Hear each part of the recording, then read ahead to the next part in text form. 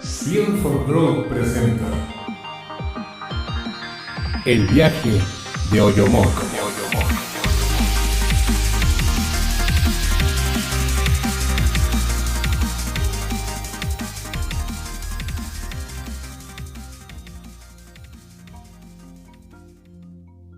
Ahop regresa a la contemplación de aquel árbol y Oyomoc se queda perplejo al darse cuenta que una pregunta tan sencilla era tan complicada de contestar. Nunca se había puesto a pensar que toda su vida ha estado conformada por etapas. Había vivido tan deprisa y en automático, corriendo una carrera que ni siquiera sabía cuál era su destino final, solo siguiendo las señales que se encontraba a su paso. Sin contemplar cada una de sus etapas, Oyomoc hace un viaje express a su pasado, viendo en cámara rápida cómo había estado viviendo sus propias etapas, sin valorarlas ni reconocer el nivel de maduración que su ser había tenido en cada una de ellas. No se había percatado que todo eso lo vio contemplando aquel árbol. Cuando regresó a su presente, empezó a verlo diferente. Empezó a notar los detalles, la vida, el propósito de cada parte del tronco y sus ramas. Ahop sabía perfectamente que Oyomoc estaba redescubriéndose. Su voz interrumpe la contemplación de Oyomoc de manera sutil, diciéndole: Oyomoc, tu mente te ha jugado una trampa. Ha vivido todo este tiempo en la escasez. La escasez se alimenta del miedo y el ego. Si realmente tienes tus luces encendidas, entenderás lo que te voy a decir. Durante la primavera, nacen numerosas flores y plantas, gracias a un mecanismo llamado vernalización, que consiste en someter a una planta a bajas temperaturas para que las moléculas represoras del desarrollo floral estén inactivas, permitiendo así que las flores surjan en la primavera. Según los científicos, las plantas son capaces de reconocer la estación de la primavera, ya que pueden recordar haber pasado por un largo periodo frío, gracias a una molécula. Esta molécula actúa como memoria en las plantas cuando transcurren periodos de 30 a 40 días de frío, que es cuando un gen actúa para interrumpir la producción de flores y frutos durante la estación del otoño y el invierno. Al mismo tiempo que todo esto sucede, las flores se están preparando para nacer. ¿Lo ves? A diferencia de una mente en escasez, una mente abundante no tiene de qué defenderse. Una mente abundante en el otoño y en el invierno está agradecida porque sabe que está pasando lo que tiene que pasar para que las flores nazcan. Ni se desespera, ni se alarma, simplemente honra, acepta y ama cada momento, viviendo su presente.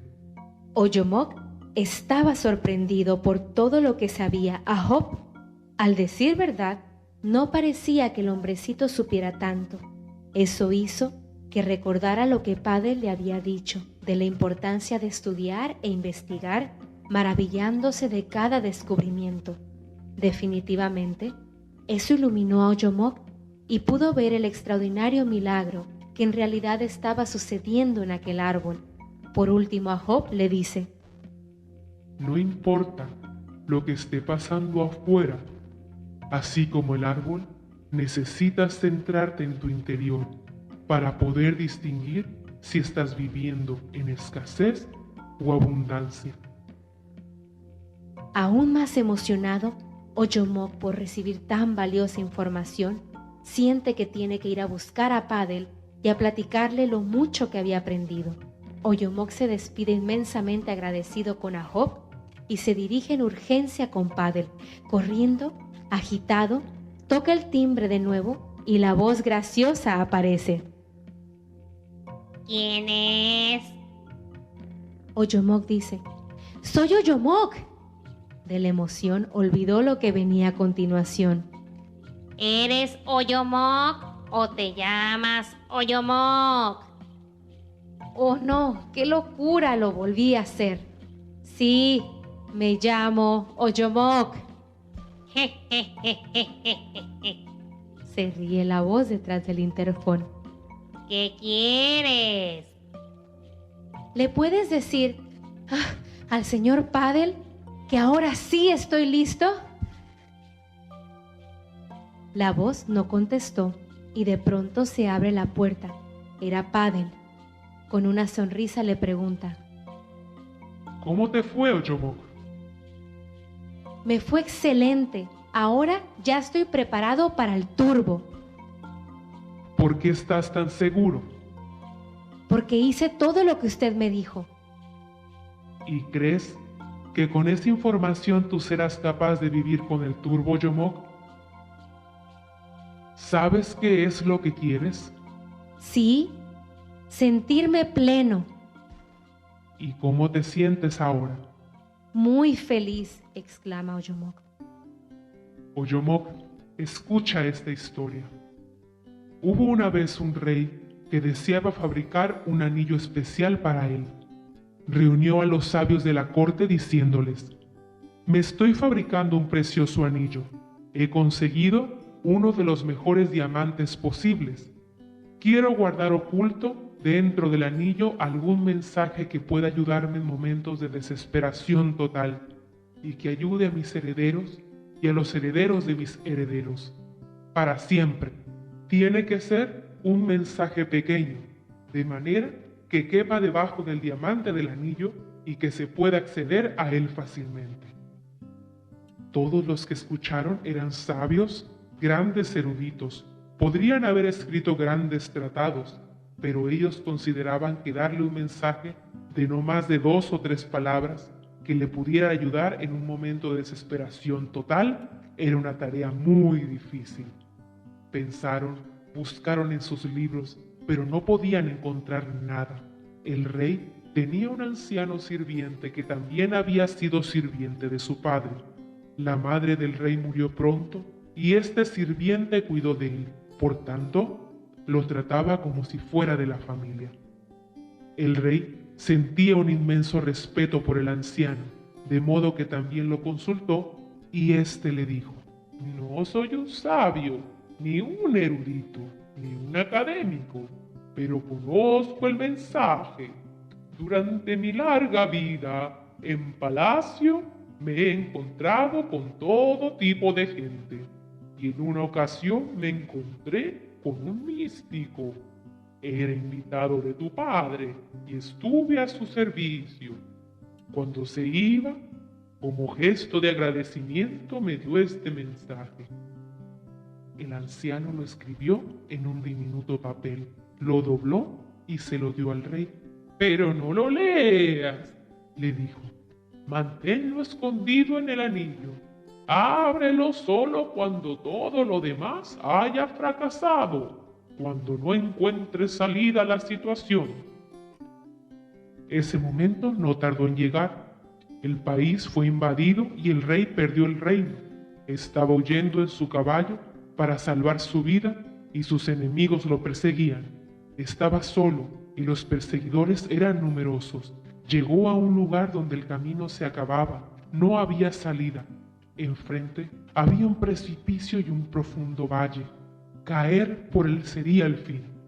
Y no podía volver porque el enemigo le cerraba el camino. Ya podía escuchar el trotar de los caballos. No podía seguir adelante y no había ningún otro camino. De repente se acordó del anillo, lo abrió, sacó el papel y ahí encontró un pequeño mensaje tremendamente valioso. Simplemente decía: esto también pasará. Mientras leía, esto también pasará, sintió que se cernía sobre él un gran silencio. Los enemigos que le perseguían debían haberse perdido en el bosque o debían haberse equivocado de camino. Pero lo cierto es que poco a poco dejó de escuchar el trote de los caballos. El rey se sentía profundamente agradecido al sirviente y al místico desconocido. Aquellas palabras habían resultado milagrosas. Dobló el papel, volvió a ponerlo en el anillo, reunió a sus ejércitos y reconquistó el reino. El día que entraba de nuevo victorioso en la capital, hubo una gran celebración con música, baile. Él se sentía muy orgulloso de sí mismo. El anciano estaba a su lado en el carro y le dijo: "Este momento también es adecuado. Vuelve a mirar el mensaje del anillo". "¿Qué quieres decir?", preguntó el rey. "Ahora estoy victorioso. La gente celebra mi vuelta. No estoy desesperado. No me encuentro en una situación sin salida". "Escucha", dijo el anciano, "este mensaje no es solo para situaciones desesperadas. También es para situaciones placenteras. No es solo para cuando estás derrotado. También es para cuando te sientes victorioso. No es solo para cuando eres el último. También es para cuando eres el primero". El rey abrió el anillo y leyó el mensaje.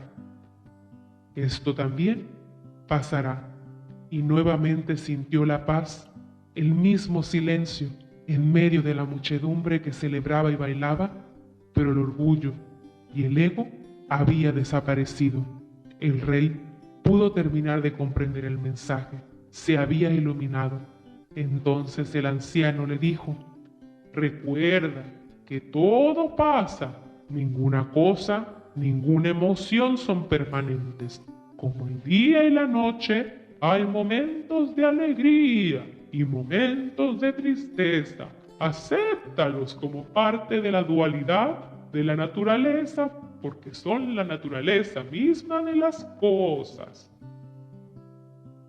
Padel le pregunta después de terminar la historia: "Oyomoc, para utilizar el turbo necesitas saber a dónde vas. ¿Sabes cuál es tu destino? ¿Sabes a dónde vas?". Oyomoc se quedó paralizado con la pregunta. No sabe aún a dónde va. Agacha la mirada. Sin darse cuenta, empieza a encorvarse, adoptando una postura melancólica e insegura. El brillo de sus ojos se apaga lentamente y con voz muy baja pregunta: ¿cómo puedo saber realmente a dónde voy? Excelente pregunta, Oyomoc. Y antes de contestarte, recuerda, esto también pasará.